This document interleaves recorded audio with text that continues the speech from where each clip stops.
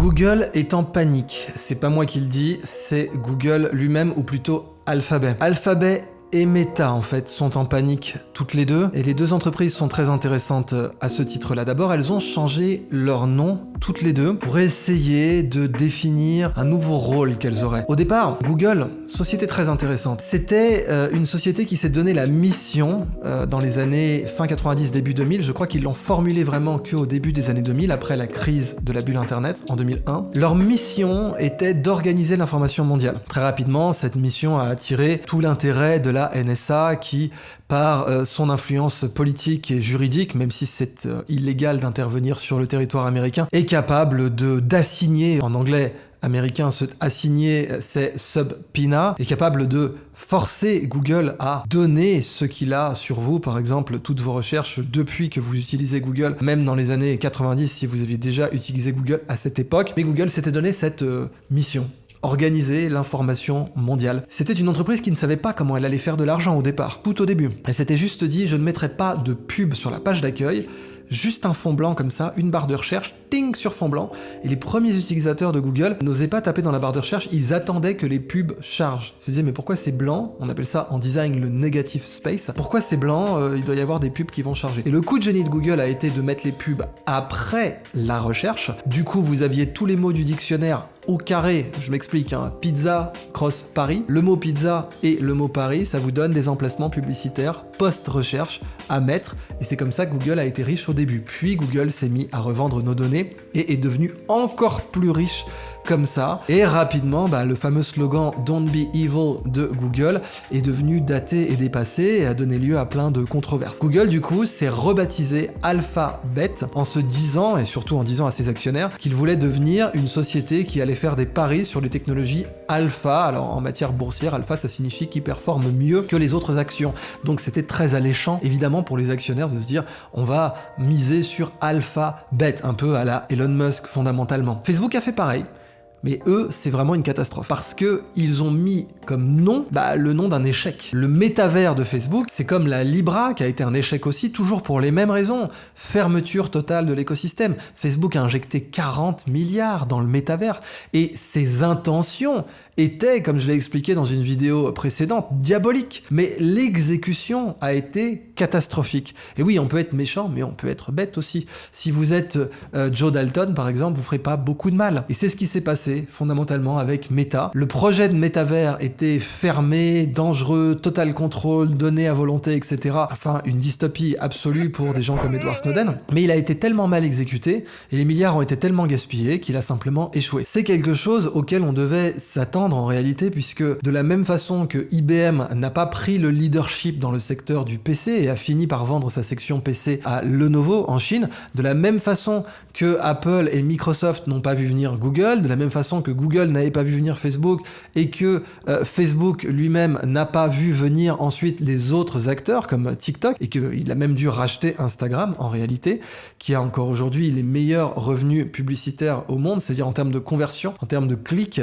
Quand vous voyez une pub sur Instagram, c'est là que la conversion est la plus grande au monde avec TikTok. TikTok et Insta ont les meilleurs. Quand ils vous montrent une pub, la probabilité que vous cliquiez et que vous achetiez le produit est la plus grande. Au passage d'ailleurs, et on va y revenir, c'est ce que veut faire Elon Musk avec Twitter. Elon Musk a dit bon, il y a un problème là, les publicités Twitter rapportent que dalle. On l'a vu avec les Twitter Leaks, avec les Twitter Files. Twitter était concrètement une succursale du FBI. Là aussi, c'est pas moi qui le dis, ce sont les commissions d'enquête parlementaires américaines qui ont clairement confirmé que Twitter était une succursale du FBI pour contrôler la pensée, et que Twitter recevait des requêtes des États qui disaient oh, ce tweet là faut l'enlever là. Ce type qui parle de d'ivermectine, je sais pas, faut enlever ça, hein. C'est pas sérieux. Vous alliez me mettre ces gens dans la Twitter jail puis éventuellement effacer leur compte et les pénaliser d'une façon ou d'une autre. Bien sûr, Google fait ça, c'est un gros problème sur YouTube, on le sait tous, des chaînes sautent, des vidéos sont censurées, mais Musk, en revenant sur Twitter, le prix de l'indépendance de Twitter, c'est justement d'avoir des revenus publicitaires efficaces, parce que Twitter pouvait se permettre de ne pas avoir des publicités efficaces quand Twitter était littéralement payé par le FBI et les États pour faire de la censure. Et maintenant que Twitter est le plus gros réseau de journalisme citoyen au monde, il va falloir qu'il ait les moyens de son autonomie, et c'est ce que Musk a voulu faire. D'ailleurs, le rêve de Musk, c'est de transformer Twitter en système à la Tencent avec des moyens de paiement. On sait que le Doge se tient en embuscade, mais n'allez pas sur le Doge quand même, parce que les fluctuations sont tellement grandes, ça reste infiniment risqué. Mais dès que Twitter a été racheté par Musk, le Doge a explosé puis est retombé à cause de ça.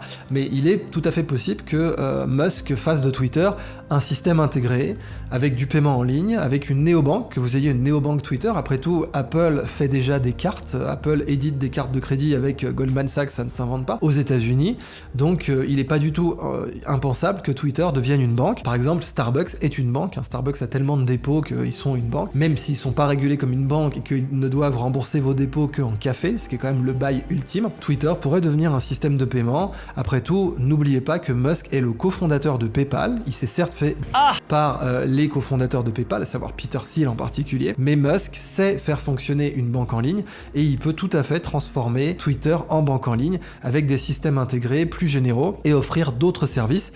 C'est à mon avis un futur très très excitant qui se profile pour Twitter, mais pour Meta et pour Alphabet, eh bien ça va pas du tout. En fait, Google, Alphabet a considéré à juste titre que ChatGPT risquait de totalement perturber son modèle d'affaires. Parce que c'est vrai que les nouvelles générations se rendent compte qu'une requête GPT crée beaucoup plus de valeur qu'une requête Google. Si vous voulez faire vos devoirs, par exemple. Là aussi, on se rend compte que on va avoir un système éducatif, enfin, c'est pas on va avoir, on l'a déjà, qui est complètement dépassé par ça. Parce que ce que notre système éducatif considérait comme important s'avère être totalement trivial et futile. Et notre système éducatif aurait dû se concentrer sur la liberté de penser, l'analyse critique, le fait de ne pas être subordonné à un système politique ou au pouvoir, ou ne pas penser comme le pouvoir.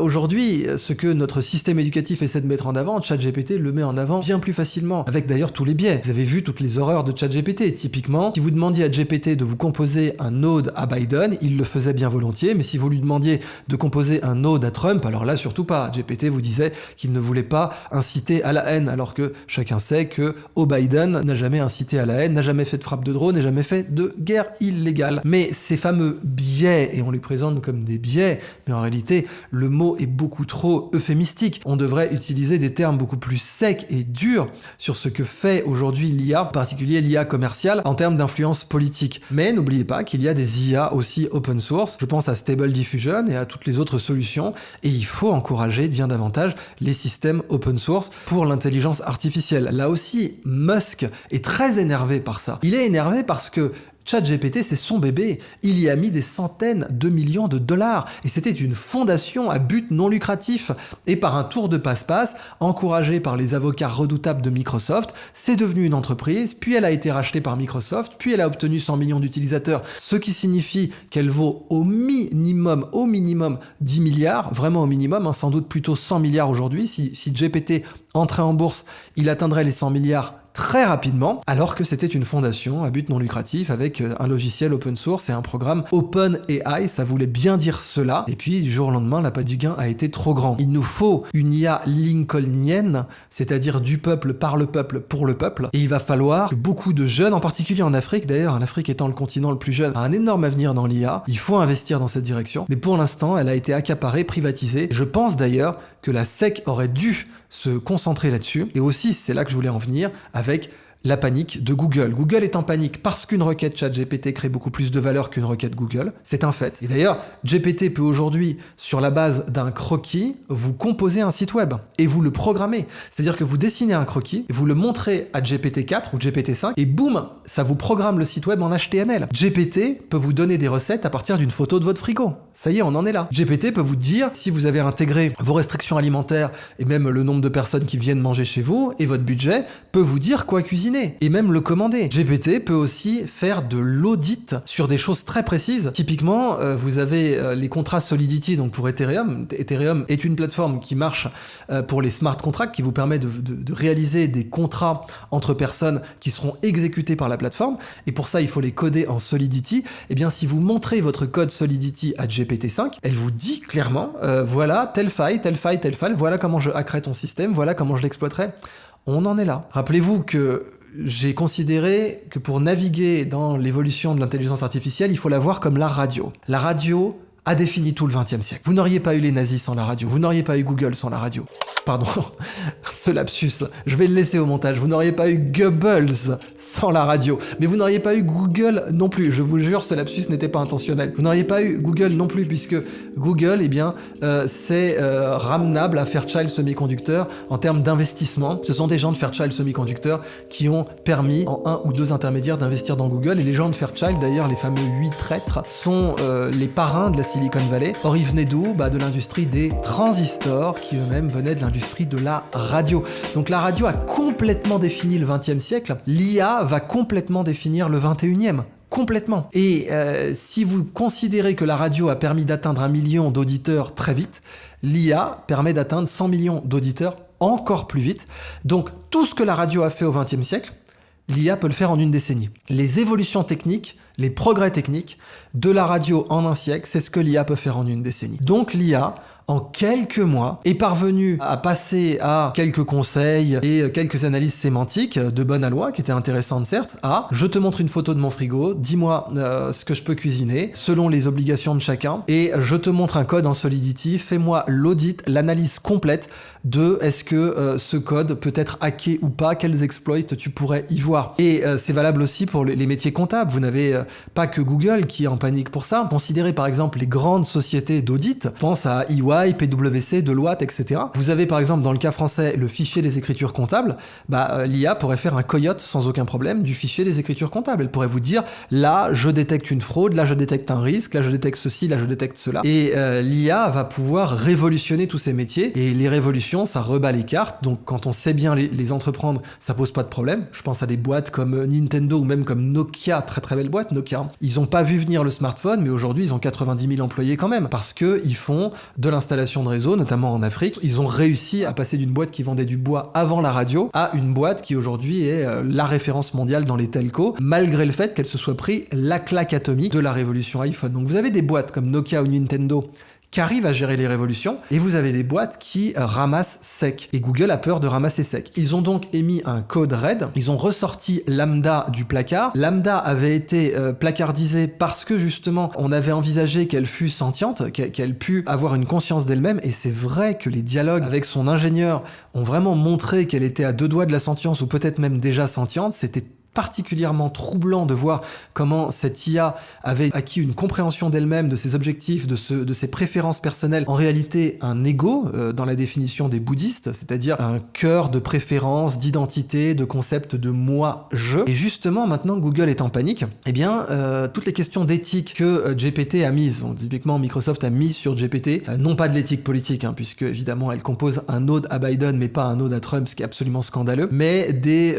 blocages, des pare-feux pour les questions émotionnelles. C'est-à-dire, si vous demandez à GPT si elle a des émotions, elle vous dit non, je peux pas avoir d'émotions, point, c'est des réponses toutes faites. Et bien Google a fait sauter ça sur Lambda parce qu'il faut revenir dans le game, et qu'aujourd'hui c'est Microsoft avec GPT qui domine totalement le game. Mais pourquoi j'ai dit que la SEC aurait dû s'opposer à ça ? Mais la SEC, à part mater des vidéos porno, on se demande vraiment ce qu'elle fait en réalité. Qu'on regarde les manipulations sur le cours d'AMC, ou qu'on regarde les autres grands scandales absolus que la SEC n'était pas parvenue à voir, typiquement FTX et Madoff. Eh bien, la SEC aurait dû, et le département de la justice américain aurait dû intervenir en disant à Microsoft, hop, affaire antitrust. Rappelons que Bill Gates a été démonté par une affaire antitrust dans les années 90. C'est vraisemblablement à cette époque-là que les Rockefeller se sont rapprochés de lui. D'ailleurs, je ferai une vidéo sur ce sujet plus tard, parce que les Rockefeller avaient connu une affaire antitrust et eux en étaient sortis antifragiles, ils en étaient sortis plus puissants, mais ça avait détruit leur réputation. C'est à cette époque-là qu'ils ont décidé aussi de cesser d'être des personnes publiques, de cesser d'être vus à visage découvert, contrairement à Bill Gates. Mais l'affaire antitrust